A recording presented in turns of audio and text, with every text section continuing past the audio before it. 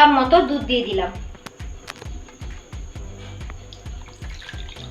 এটা ঠান্ডাও দিতে পারো, আবার উষ্ণ গরমও দিতে পারো। আমি 1 কাপ দুধ দিয়ে দিলাম।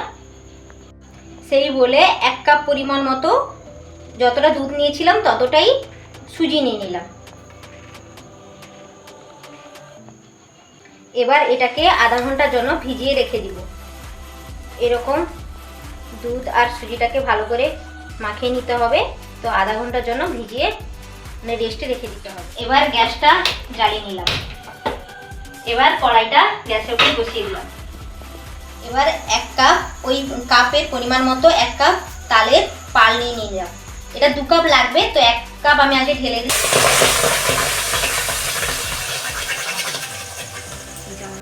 এটা হালকা উষ্ণ গরম হয়ে এলে এতে আমি নারকেল কুচি দিয়ে দিব। আগে থেকে নারকেলটা কুচি করে রেখেছিলাম, তো আমি ওটা দিয়ে দিলাম। এতে কোনো জল ইউজ করব না। এটাকে নাড়তে নাড়তে পুরো শুকনো হয়ে আসবে, তারপরে এটাকে নামিয়ে নেব।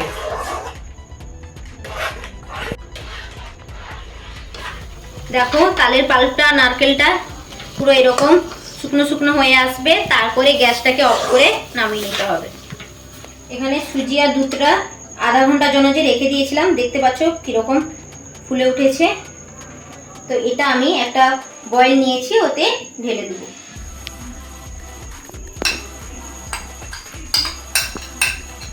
ওই সুজির সঙ্গে তালের পাল্পটা যে করে রেখেছিলাম ওটাতে দিয়ে দিলাম।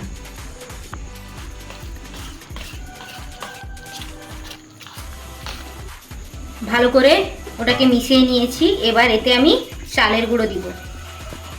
এতে চালের গুঁড়োটা দিয়ে দিলাম। 3 কাপ মতো চালের গুঁড়ো দিতে হবে। তো এরকম শক্ত ডো করে নিতে হবে। দেখতে পাচ্ছ যেরকম আমরা বাড়িতে রুটি যেরকম করি, আটা মাখাই, সেরকম এই যে এরকম শক্ত ডো মেখে নিতে হবে। দেখতে পাচ্ছ, এর থেকে এরকম ছোট ছোট লেচি কেটে নিব, দিয়ে এরকম গোল করে নিব। দেখতে পাচ্ছ এরকম গোল করে নিব। তো এটাকে শেপ করব।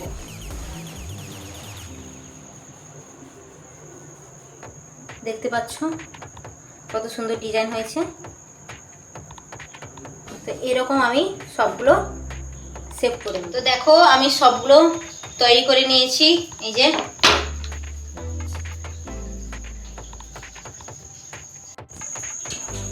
এবার গ্যাসটা জ্বালিয়ে নিব। এবার কড়াই বসিয়ে দিয়েছি। এতে চিনির শিরা বানিয়ে নেব। চিনির শিরা বানানোর জন্য 1 কাপ চিনি নিয়েছি, তো কড়াইতে দিয়ে দিলাম। এই কাপের পরিমাণ মতো জল নিব, 2 কাপ জল নিব। এই যে জল দিয়ে দিচ্ছি। চিনির শিরাটা এরকম ফুটে উঠলে তাতে দিয়ে দিব মৌরি, এলাচ ফাটিয়ে নিয়েছি, চিনির শিরাতে দিয়ে দিব। ভালো করে এটাকে নাড়িয়ে নেব।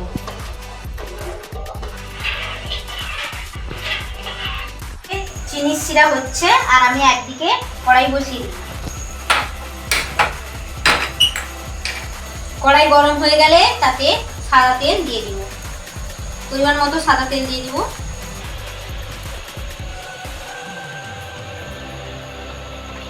তেল গরম হয়ে গেছে, তো এবার আমি এগুলা দিয়ে দিব।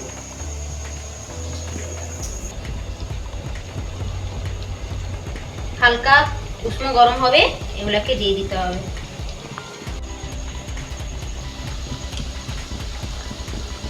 তো দেখো এরকম লাল লাল করে ভেজে নিতে হবে।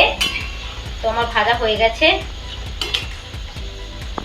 এগুলোকে আমি চিনির শিরার মধ্যে ফেলে দিব।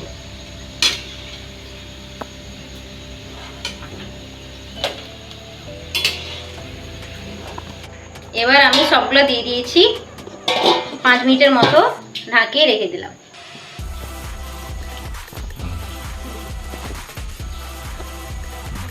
এবার একে একে বাকিগুলোও আমি ভেজে নেব।